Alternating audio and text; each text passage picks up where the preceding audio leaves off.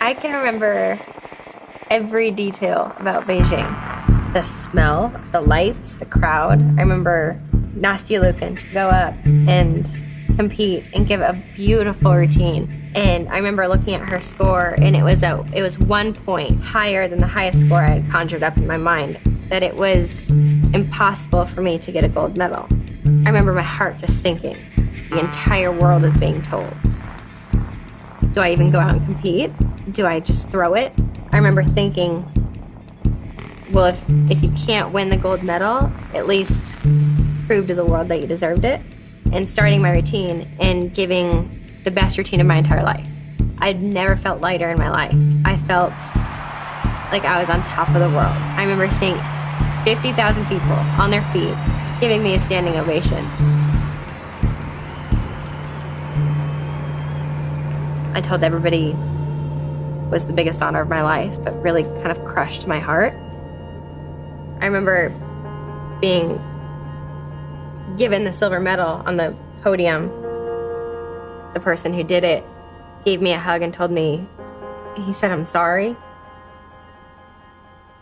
I remember that being really strange for me because it's kind of like I was being given a silver medal at the Olympic Games and being told I'm sorry. So it was kind of like a validation in my heart that I had failed.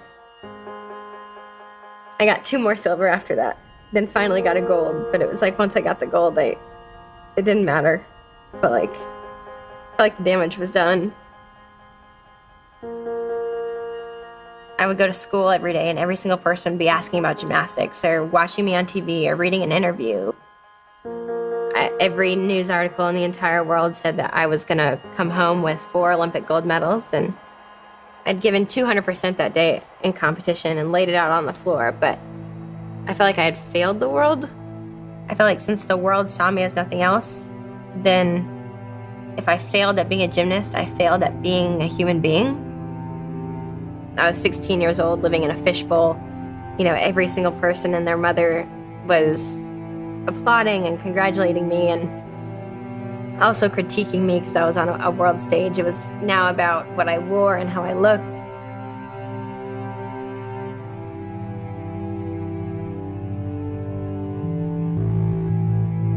I was growing up in the limelight.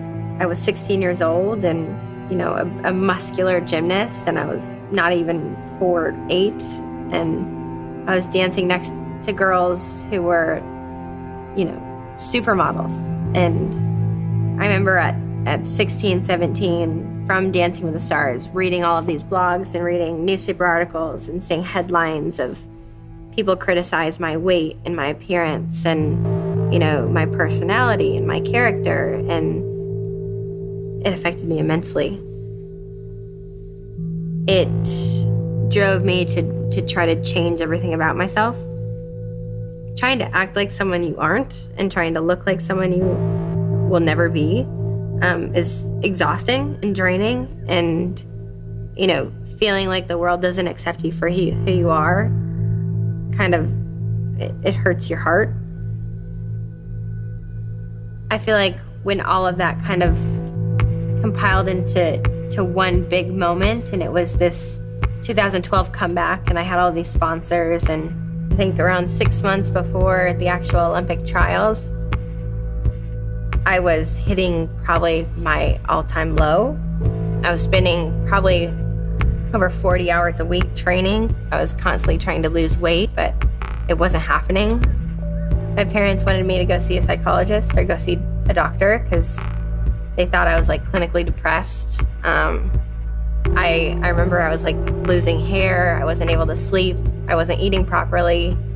I was struggling with, I wasn't 16 any longer. And so for months, I just pushed myself in practice. And I said, you know, if this is what will make the sponsors happy and my parents happy and my coach happy and the team and the USA national team happy, and if this is what is right for everybody, then this is what's right for me. I can just push through it. And, you know, day after day, come home from practice just bawling and not having any outlet of peace.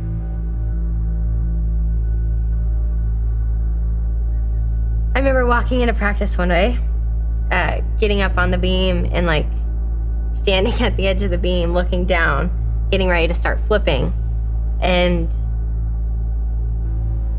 it's one of those moments that's really hard to explain and really hard for, I feel like, a lot of people to understand. But in that one moment, I felt like God was telling me, you've been so distraught over this decision and been putting yourself through all of this and your family through all of this, and you've been afraid of disappointing a lot of people and, not been yourself, but it's okay to follow your heart and to put it behind you. In that instant, I felt the entire world just like be lifted off my shoulders. And it was like in that one instant, I knew it was all gonna be okay. I was giving my heart and soul and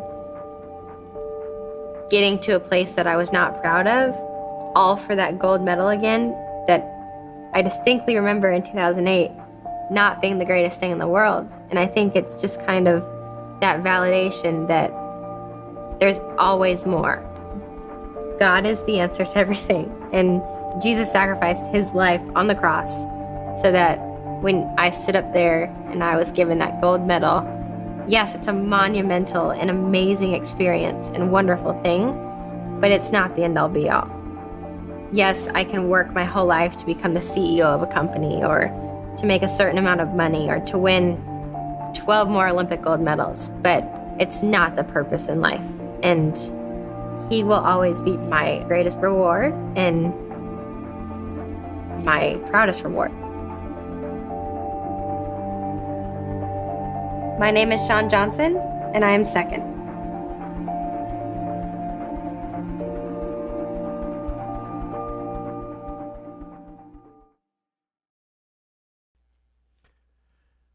Now, don't get me wrong, you guys are awesome and fantastic, but I imagine, or I'm willing to bet, that none of you up to this point, or none of you probably will ever compete in the Olympic Games. Maybe somebody, but I'm willing to bet that probably nobody in this room. But I can promise that every single person in this room either has or will undoubtedly have to deal with the experience of failure in life.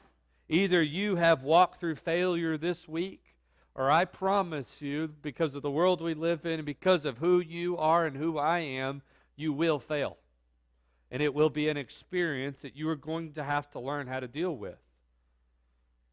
You see, Shawn Johnson in 2008 had to deal with failure in a couple of ways. First, she had to deal with the fact that she had spent days, early mornings, hours upon hours, months upon months, and years upon years of working hard and sacrificing in order to compete for a 90-second event. And she didn't practice all of that to come in second. And she, when she came in second place, had to experience that emotion of failure. You see, not only did she experience it that way, but she also experienced failure when all of America had claimed that she was America's sweetheart and America's darling in 2008. And all of the hopes and the dreams of America were being thrown on her shoulders. And she wanted to do the very best she could, and she knew for the very best she would need to win a gold medal. And she knew that everybody was depending on her.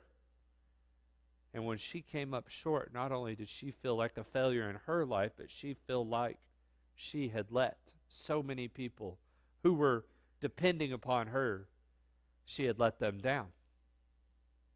You see, those are things that you can connect with. Many people in this room have a plethora of people that are depending upon you. And the truth is, you're going to fail in life. You're going to let people down. And there are going to be people who are going to put all their hopes and all of their dreams on you in this life. And there's a chance that you're going to fail at that. Or maybe you have a passion and a goal and a dream and a desire that you work all day and you work all night and you work all week and you work hard at. You pour all your time and you pour all your energy. Maybe you have a dream that's unlike anybody else. Maybe you have a passion and a desire that moves you and drives you to do whatever you do in life. And then you look back and you say, man, what have these last 2 decades been about? You see, when you have this desire to do something in life and you come up short or you don't meet the expectations that you maybe had a year ago or 5 years ago or a month ago, then you have to experience that emotion that says, I have failed. And if either one of those aren't you, then maybe this one's you. When the sin of pride and selfishness overtakes your life, like it overtakes my life, and pride and selfishness works its way out as a cancer in the relationships that you're a part of, and it ruins relationships that you are a part of. And in your relationships, maybe it's in a marriage, maybe it's in a relationship with a child or a friend or a coworker, because of the sin and selfishness that's like a cancer that overtakes your life, that you fail in those relationships. Somehow, some way, either in the past or coming in the near future, you're going to have to deal with the experience of failure. But the good news today is that Jesus and God, the God that we serve, is a God of restoration, taking things that are broken and making them whole. And so we serve a God who's in the business of restoring lives. And if any of you have ever been broken, and the answer to that is everybody, then you know that there's good news in the fact that we serve a God of restoration who's in the business of restoring lives. And so today I want to answer, or I want to ask the question, what's the keys of restoration? What does it look like for God to bring restoration? And to do that, we are going to be in John chapter 21. And in John chapter 21, we are going to see a model for restoration. We are going to see Jesus himself restore Peter. And this model for restoration is going to give us some foundation and some principles for what the keys of restoration are. You see, Peter, earlier than John chapter 21, screws up. He royally screws up, and he becomes a failure. Peter had been a disciple of Jesus, and when push come to shove, and when the rubber had to meet the road, Peter got to the plate, and he struck out. Peter, when a lot of things were dependent upon him, denied Jesus, not just once and not twice, but denied Jesus 3 times. When it was more comfortable for Peter to live in a shadow than it was to stand up and to stand firm for his beliefs in Christ. And you see, Jesus is going to be somebody who's going to restore Peter, but we cannot forget how big of a screw-up Peter was. Because in the same way, you and I come to the table and often come to the plate and strike out. So today, as we look at this model for restoration between Jesus and Peter, there's 2 things I want you to specifically look for. I want you to think about. And those 2 things are this. What does restoration look like between you and the Lord? Just like it was between Jesus and Peter, I want you to think about what restoration looks like between you and the Lord. But I also want you to use this as a model for what it looks like to bring restoration in your life between you and whoever that is that you're in a broken relationship with. Maybe there's a lost child or a lost or difficult grandchild, that there's a rift there and there's a barrier there that needs to be restored. Maybe there's a marriage or a difficulty within a marriage between spouses that needs to be restored. Maybe there's a friend or a coworker that there's a huge rift in that relationship and you always wondered, will I ever be able to restore that? So today, as we look at restoration, I want you to think about your life and the Lord, and I also want you to think about restoration between you and that other person. So if you're there, John chapter 21, and I'm going to read the first 14 verses. And the first key to restoration on the back of your bulletin is freedom. Freedom is the first key to restoration. Listen to John chapter 21, 1 through 15. Afterward, Jesus appeared again to his disciples by the Sea of Tiberias, and it happened this way. Simon Peter, Thomas, Nathanael from Cana in Galilee, the sons of Zebedee, the two other disciples were together. I'm going out to fish, Simon Peter told them, and they said, well, we'll go with you. So they went out and they got into the boat, and that night they caught absolutely nothing. Early in the morning, Jesus stood on the shore, but the disciples did not realize that this was Jesus. And so Jesus called out to them, friends, haven't you any fish? And no, they answered. And Jesus said, throw your net on the right side of the boat, and you'll find some fish. And when they did, they were unable to haul the net in because of the large number of fish. Then the disciples whom Jesus loved said to Peter, it is the Lord. As soon as Simon Peter heard him say, it is the Lord, he wrapped his outer garment around him, for he had taken it off, and he jumped into the water. The other disciples followed in the boat, towing the net full of fish, for they were not far from the shore, about 100 yards. And when they had landed, they saw a fire burning coals there with the fish on it, and some bread. Jesus said to them, bring some of the fish you have just caught. And Simon Peter climbed aboard, dragged the net ashore. It was full of large fish, 153, but even so many the net was not even torn. And Jesus said to them, come and have breakfast. None of the disciples dared to even ask, who are you? They knew, for it was the Lord. Jesus came, and he took the bread, and he gave it to them, and he did the same with the fish. This was now the third time that Jesus had appeared to the disciples after he was raised from the dead. You see, the very first component or key to restoration is freedom.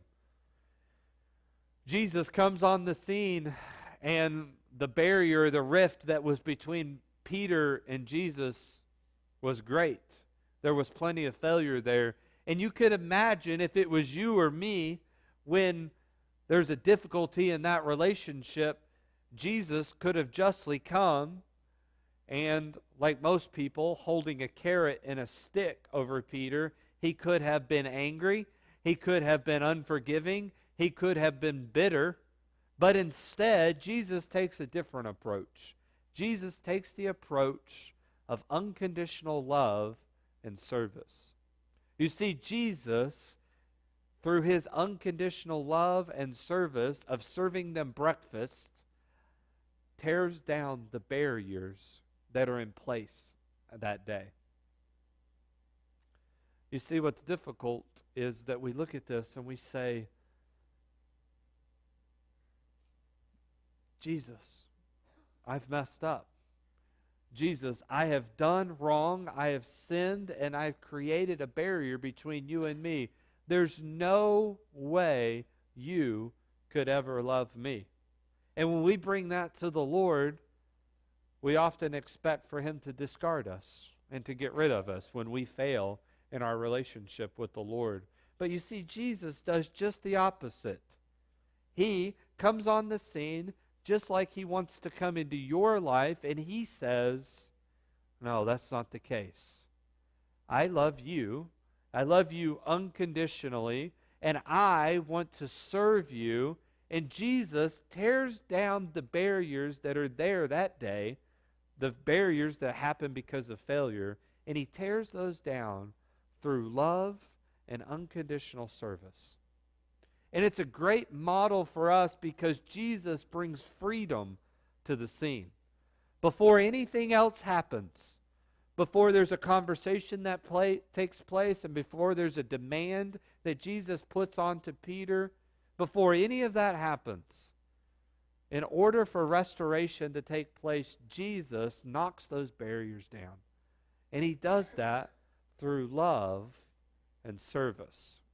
And it happens to be the service of the meal of breakfast.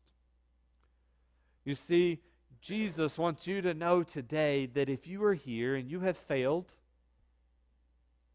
that he loves you and that he wants to tear down whatever barriers have been put up between you and him.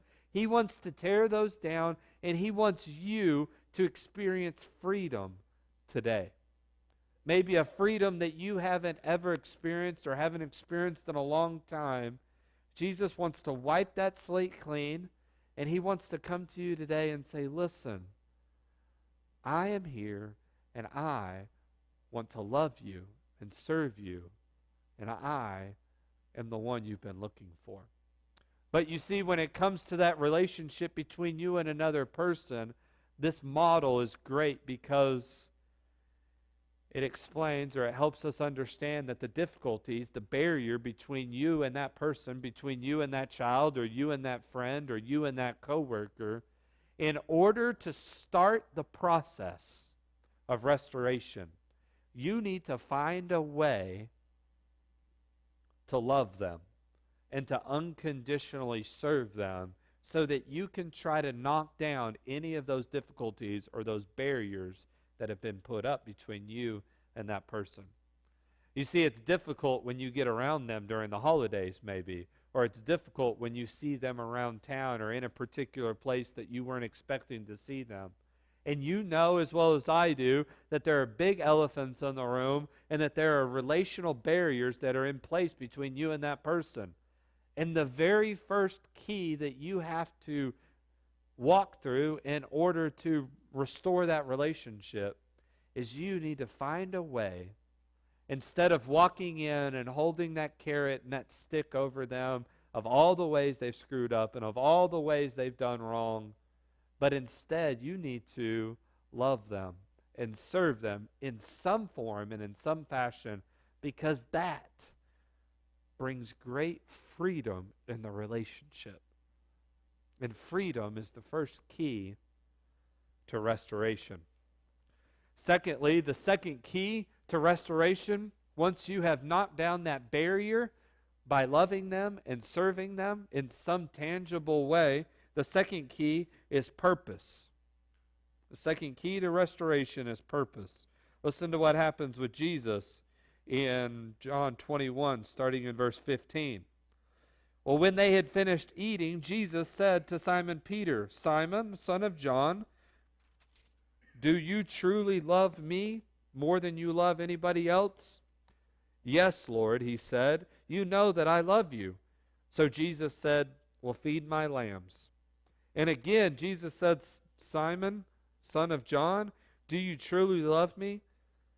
And Peter answered, yes, Lord, you know that I love you. And Jesus said, well, take care of my sheep.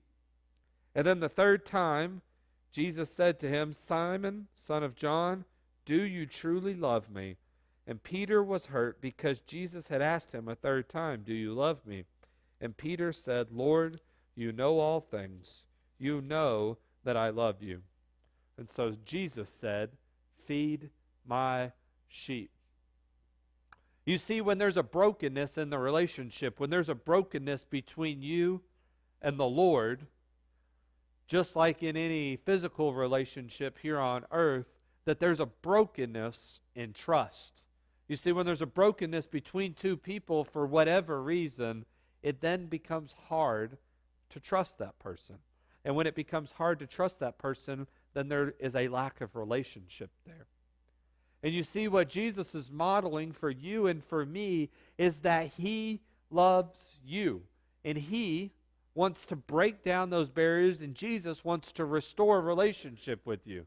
And so Jesus comes in and he meets a need. He meets a need in your life to share with you that he still loves you and that Jesus is here unconditionally.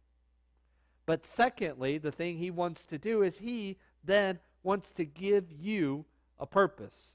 Because in giving you and I purpose in life, what he's saying is, listen, I'm the good shepherd, Jesus says. I love my sheep. And the thing that I love the most, I want to entrust into your hands. I want to give you something that I love more than anything else in this world, because it's a sign that Jesus is saying, I trust you. And I want to rebuild and restore your confidence that we can be in relationship. And he does that by giving Peter purpose. Because it's a way to tell Peter, you know what? I'm not done with you. You've screwed up in the past. You've made mistakes in the past. I love you.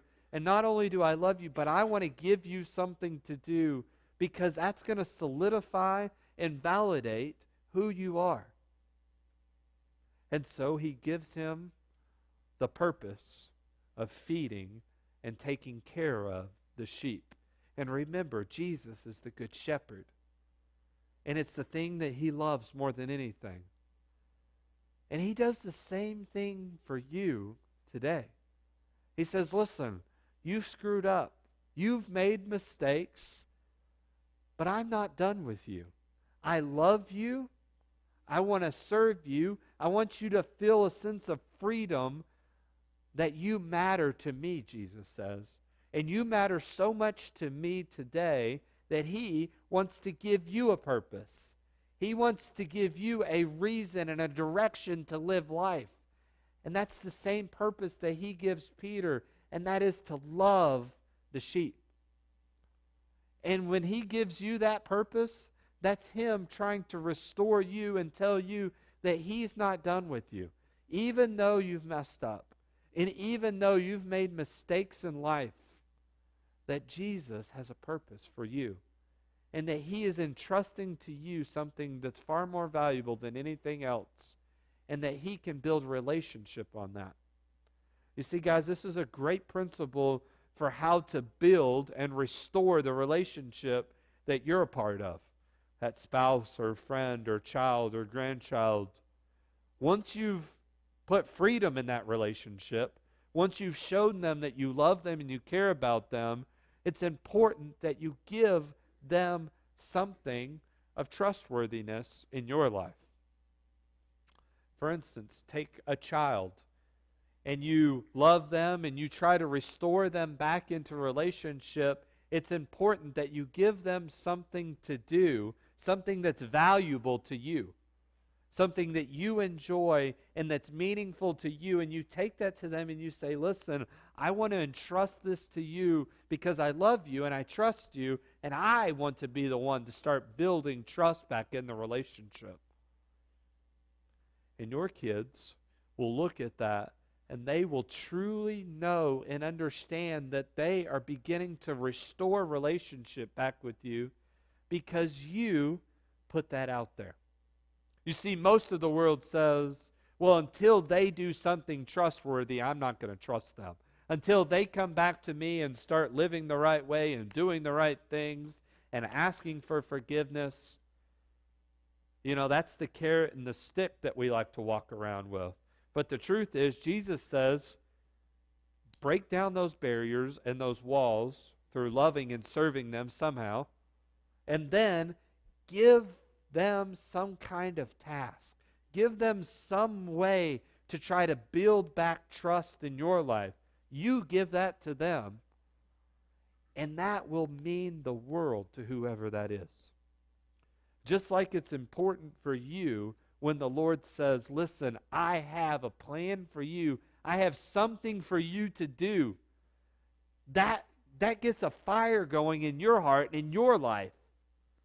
That's what you should do for somebody else, because it's important that you give them purpose, because giving them purpose helps build and solidify trust in your life together. And then the final thing is this. The final aspect, the final key to restoration is obedience. And listen to what happens in John 21. verse 18. Jesus says, I tell you the truth, that when you were younger, you dressed yourself, and you went where you wanted. But when you're old, you will stretch out your hands, and someone else will dress you, and will lead you where you do not want to go.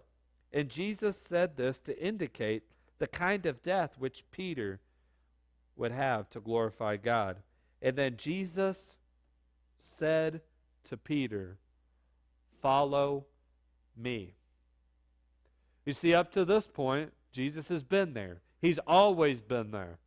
And Peter in the past was a faithful disciple to Jesus until that night when he denied Jesus because Jesus wasn't around anymore. And what Jesus is saying here is, listen, I am going to leave. We know that Jesus is going to ascend and go live in heaven with the Father.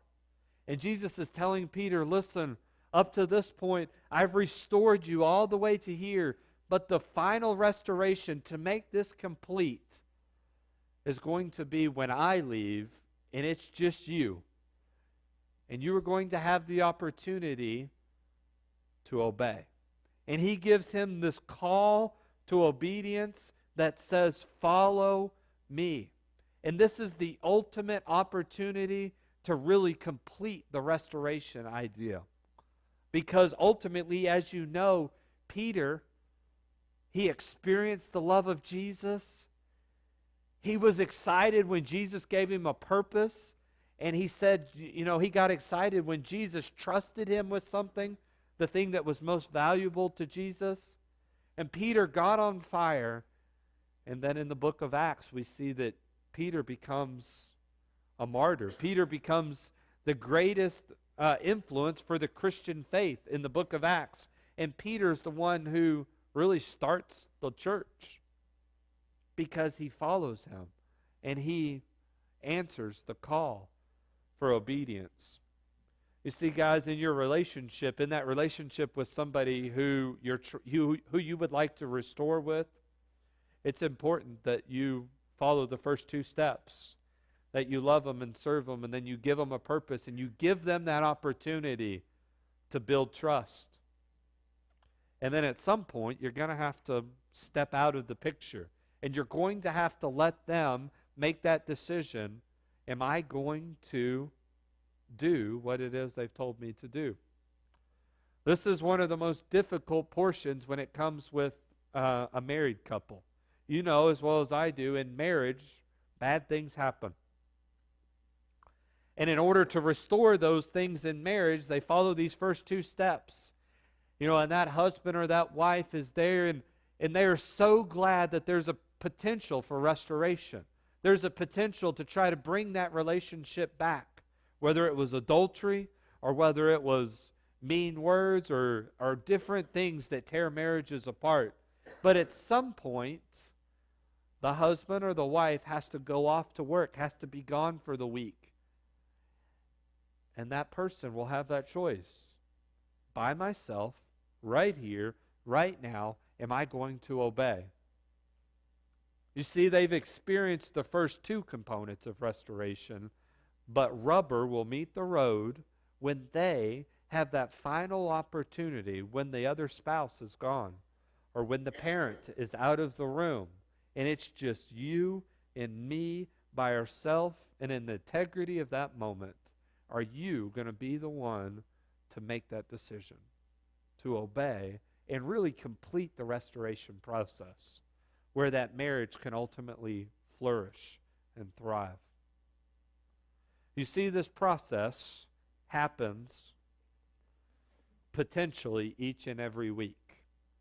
And this is what I mean. You and I make mistakes all week long, and we fail in different areas of our life in our relationship with the Lord all week long.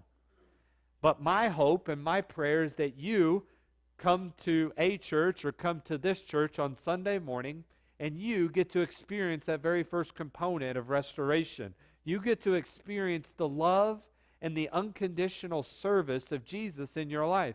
And you get to worship and be around people who collectively worship the Lord. And there's a sense when Jesus speaks into your life on a Sunday morning that he says, I love you and I care about you and I want to meet your needs today. And you know that all week long you've screwed up and you've made mistakes, but you come and you allow the Lord to be gracious in your life. And that happens on a Sunday morning, hopefully. And then secondly, through Sunday school or the teaching and preaching of God's Word, you hear the Lord give you something. You hear the Lord speak into your life and into your heart, and He gives you a purpose. And when you get that, you get to the end of the service, you get to this part of the service, and you say, wow, the Lord, even though I've messed up all week long, even though I'm a failure, He loves me, and He has something for me this next week. And so you get on fire for the Lord. Right before you're getting ready to walk out the doors, you're so excited because He restores your life each and every Sunday when you come back. But the ultimate restoration in that relationship occurs when you walk out of these doors and you wake up on Tuesday morning, or you're in the office on Thursday morning, and you answer the call of obedience. You see, restoration in the relationship with Jesus happens each and every week, and it's brought to completion and fruition when you answer the call of obedience. So this morning, for the invitation, this is how I'd like to end. I pray today that you have experienced the love of Jesus and that He has spoken kindness and graciousness into your life. And all the ways you've messed up this week, He says He still loves you. And more importantly, I pray that you have been given some type of motivation and some type of purpose, that you have something to live for this week. But the invitation today is, are you going to answer the call, complete the process, the restoration process, and are you going to obey Jesus? And so I pray today in that relationship between you and the Lord that those things will happen. And I also pray that if the Lord has convicted you or laid somebody on your heart that you need to walk through this model of restoration with, a family member, a friend, a coworker, a church member, if any of that, the Lord's laid that on your heart, then I pray that you would begin to walk through that process. And if you need some help with that, then come ask me or come find somebody else, because the Lord is in the business of restoring lives. He wants to restore your life today, and He wants to restore those relationships that you're a part of that are broken. So will you stand today and sing, and will you answer the call and obey the Lord?